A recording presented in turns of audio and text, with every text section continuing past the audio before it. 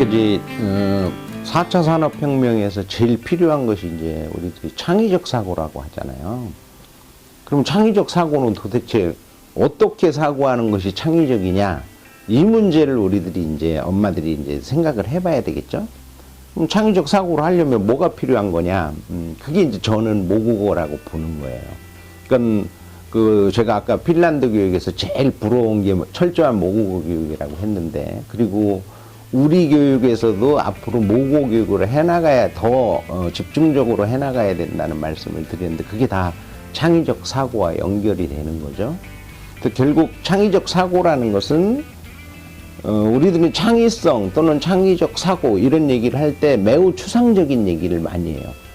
근데 창의적 사고도 결국은 뭐냐면 이 논리적인 사고나 분석적 사고 이런 걸 기반으로 해서 우리들이 이제 흔히 얘기하는 많은 경우의 수를 생각해내는 소위 확산적 사고, 그 다음에 그 많은 경우의 수를 다 바라보고 나서 가장 현실에 적합하거나 아니면 문제 해결에 가장 좋은 어떤 하나의 방안을 만들어내는 게 우리들 수렴적 사고라고 하는데, 결국은 이거를 위해서 이 두 가지가 이제 창의적 사고의 핵심이 될 텐데, 그 사고를 하기 위해서는 우리들이 모국어를 알지 못하면 그걸 할 수가 없다는 거예요. 그래서 수학을 왜 배우느냐고 이제 물어보는 사람들도 많은데, 수학도 바로 그런 데 필요한 거죠. 수학이라는 게 결국은 여러 가지 경우의 수를 생각해서 문제 해결을 하려고 하는 거라서 그런 창의적 사고의 기반이 역시 수학도 된다라는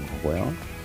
다만 이제 우리가 모국어 교육 문제를 따져봤을 때는 우리는 모국어라는 걸 그냥 아무렇게나 생각해요. 애들이 그냥 어디서 뭐 말만 하면 이거 뭐야 뭐 이런 정도만 해도 그냥 모국어를 왜 공부해? 우리는 특히 이제 그런 생각을 많이 하잖아요. 그런데 그러면 왜 유대인이나 아니면 핀란드 애들은 모국어 교육을 그렇게 열심히 시키느냐?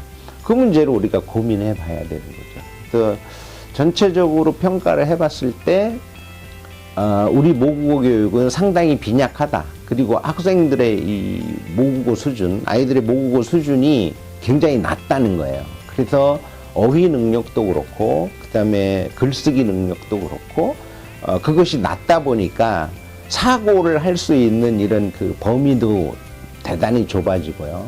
거기에다 창의적 사고를 하기 위해서는 모국어를 과연 어떻게 습득해야 되느냐, 아니면 어떤 방식으로 모국어를 알고 있어야 하느냐는 문제가 이제 대두가 될 텐데, 그 모국어 학습에서 우리들이 이제 소위 말하는 범주 개념이라든가 아니면 대립 개념이라든가 아니면 상하이 개념이라든가 이런 것들이 이제 모국어에서 딱 자리를 잡고 있으면 뭐 지식 하나 모르고 아니면 뭐 역사에 대한 내용을 좀 모르고 이런 거는 사실 큰 문제가 아니거든요. 어차피 그런 것들은 모국어가 딱 자리 잡혀 있으면 중고등학교 가서 책 2권만 읽으면 다 아는 거예요. 근데 이제 지금 우리한테 제일 문제가 되는 건 중학생이 돼서도 아니면 초등학생의 경우에도 결국은 학습 부진화라는 개념을 끝까지 파고 들어가 보면 모국어 문제거든요. 중학생도 똑같아요, 그것이. 그래서 그런 모국어라는 얘기를 제가 이제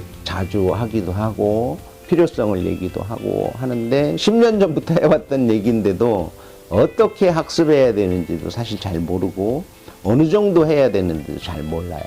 그래서 그 부분에 대해서 우리 이제 엄마들이 좀 생각을 가지고 그래서 바꿔야 될 것 같고요. 그 다음에 무조건 책만 많이 읽으면 모국어가 다 된다는 생각에서도 좀 벗어나야 될 것 같습니다.